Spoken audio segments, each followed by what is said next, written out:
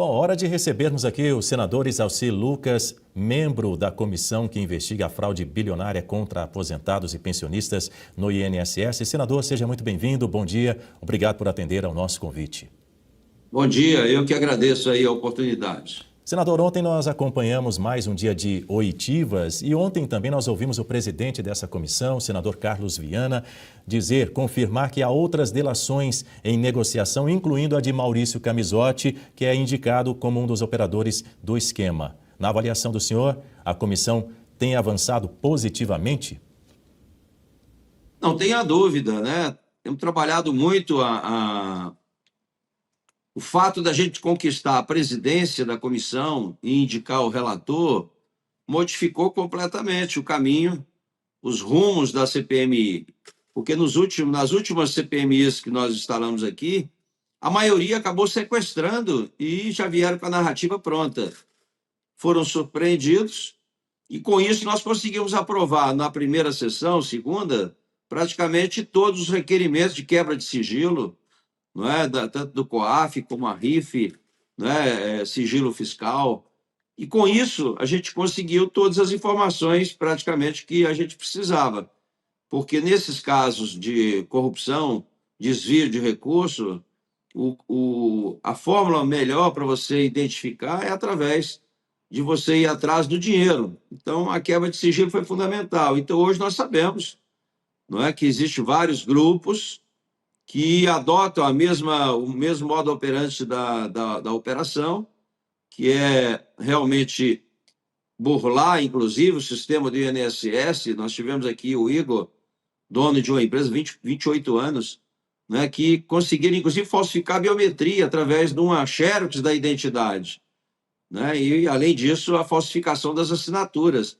Então, eles conseguem, ele prestou serviço para várias empresas, né? Então, essas associações, elas receberam bilhões do INSS e todas elas, todos os grupos, montaram várias empresas e, através dessas empresas que eram administradas por parentes ou por laranjas, lavavam o dinheiro. Então, ontem mesmo, você viu aqui o Eric, um advogado que começou praticamente, vivia inclusive com auxílio emergencial, e após o pai dele assumir o INSS, ele teve movimentação de quase 14 milhões, só de dividendos foram distribuídos 11 milhões. Então, essa é a realidade. Agora, de fato, né, essas prisões, nós já tínhamos inclusive aprovado um requerimento junto ao ministro André Mendonça, reforçando o pedido de prisão preventiva, porque o que não está faltando hoje é provas. Então, nós temos provas através das quebras de sigilo de todas as operações. Então, veio em boa hora realmente a prisão, não é, dessa máfia toda aí que assaltaram, roubaram aí os aposentados e pensionistas. Silvio Navarro faz a próxima pergunta para o senhor.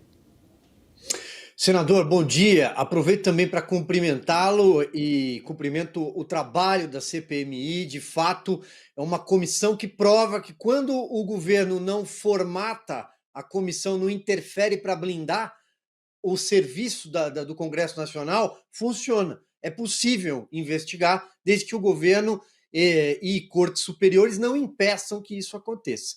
E a pergunta que muitos brasileiros, e sobretudo quem foi assaltado por essa máfia, gostei do termo que o senhor empregou, será que chegaremos nos políticos, nos partidos, por exemplo? Será que encontraremos as digitais da classe política que pode ter se beneficiado com um esquema tão grande?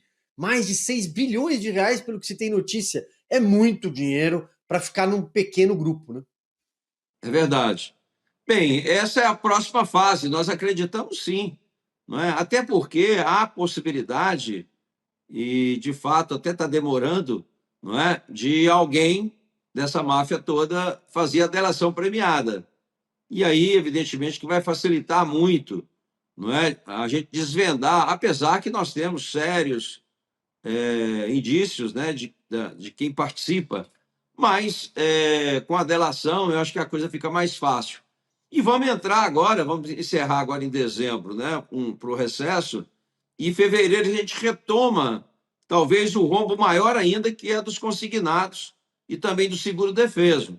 Eu pedi ontem, e já venho falando isso já há algum tempo, para que o presidente coloque na pauta todos os requerimentos. Eu mesmo apresentei quase 400 requerimentos no início da CPMI, porque pela experiência que tem, já participei de todas as CPIs aqui como deputado e senador, né? A gente tem que aprovar tudo, é rápido, é no início.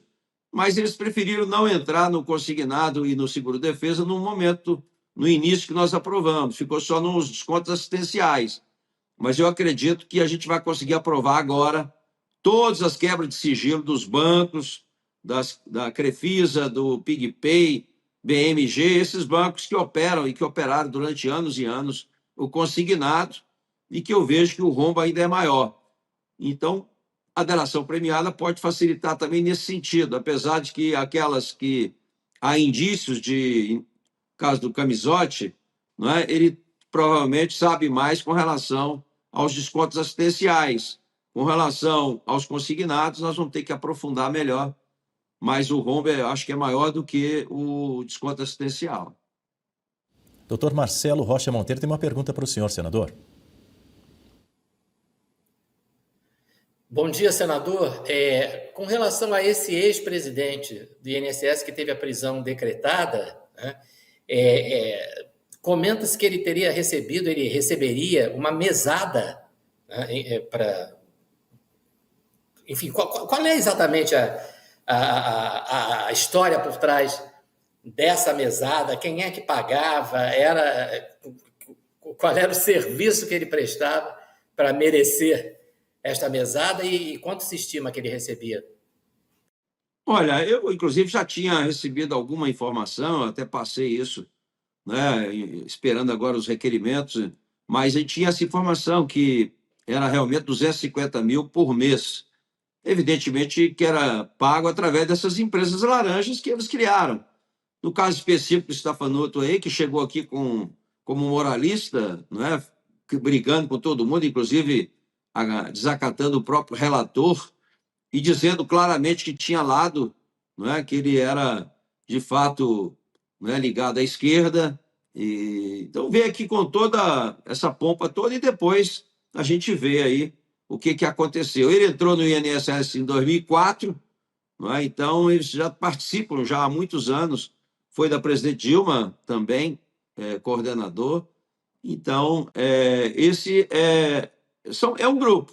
O Vigílio tem a participação dele, o André Fidelis também tem a participação dele, não é? Além, evidentemente, dos operadores, né? O caso do Careca, no caso do Maurício Camisotti, no caso da Conafé, no caso do Sindinap, né? Do Contag. Eu achei estranho ainda não ter tido a prisão, inclusive, do presidente do Sindinap, não é, que tem lá como vice-presidente o irmão do Lula, não é, que nem poderia ter assinado a CT, porque a CT não poderia ter parente até segundo grau que esteja no poder, e o Frei Chico é irmão do Lula. Então, falsificaram, fizeram uma declaração falsa, alegando a lei estabelecida em 2014, citando o artigo 39 e os incisos 1, 2, 4, 6, esqueceram do 3, que é exatamente aquele que diz que não pode ter parente até segundo grau. E a Contag, que foi a que mais desviou o recurso, né, que desde 94 opera o sistema, e está todo mundo solto, leve e solto, lá na COP30, fazendo discurso bonito, Luan, né, sabendo que a Contag também tem como presidente o irmão do primeiro secretário da Câmara Federal. Então, também não poderia ter nem ACT. Deveriam estar presos também. Vamos aguardar. Espero que o ministro André Mendonça possa, de fato, aumentar um pouco essa lista, né? Mas o que não falta com relação ao Sindinap e Contag é provas. Nós já temos aí quebra de sigilo e já temos também as empresas que eles usaram como laranja também. Então, é muito parecido com o que aconteceu na Conafé e também no grupo do Careca do INSS, né, que é mais ou menos o mesmo modus operandi. Guta Piini, sua pergunta. Bom dia, senador. Obrigada pela entrevista. Eu gostaria que o senhor nos explicasse sobre o projeto de lei que foi aprovado no Senado, que vai impedir, então, os descontos automáticos. Do que se trata em específico esse desconto? As associações nunca mais vão ter acesso aos aposentados? Como é que vai ficar isso? Na prática, o INSS não tem nada a ver com isso, né? Quer dizer, não tinha que estar descontando nada de ninguém, né? Qual é a relação realmente do INSS com as associações? Nada. Então, isso é que facilitou essa máfia que aconteceu dentro do próprio INSS. Você tinha os atores externos, mas sem os atores internos, não conseguiriam fazer o que fizeram. Então, fizeram o ajuste lá, né, com a participação do Stefanotto, com a participação do Virgílio, com a participação, né, do André Fidelis e outros que foram liberando as ACTs, condicionando, evidentemente, ao pagamento de propina. Então, esse projeto ele proíbe qualquer desconto assistencial dos aposentados e pensionistas. É uma medida radical e necessária para acabar com essa roubalheira, porque hoje nós vimos aqui nos depoimentos até falsificação de biometria foi feito. Então, não dá para brincar com isso, não é? E não tem muito sentido, né? Inclusive, alegaram aqui que esse dinheiro não é público, não é dinheiro privado, exatamente por causa dessa relação, associação com o aposentado. A associação é característica privada e o aposentado também, trabalhador. Então, isso aí elimina de vez a possibilidade desses descontos reais ou indevidos, ou essa roubalheira toda. Então, aprovamos, lembrando que nenhum parlamentar do Partido dos Trabalhadores assinou lá o requerimento de urgência, não é nenhum deles, depois faz um discurso bonito lá na CPMI, mas na prática estão blindando muitos. Você vê agora, não é, a questão da Daniela, do Frei Chico, não é, do Edson, que ameaçou, inclusive, o vice-presidente, agora encontraram não sei quantos milhões lá no cofre dele. Então, eles estão blindando isso, né? E a gente espera agora aprovar nas próximas sessões a quebra de sigilo do sistema de seguro-defeso e consignados. Muito bem, senador Exalci Lucas, muito obrigado pela gentileza de ter nos atendido. Um bom dia para o senhor, um bom fim de semana e até uma próxima oportunidade que seja muito em breve. Obrigado, eu que agradeço. Um abraço.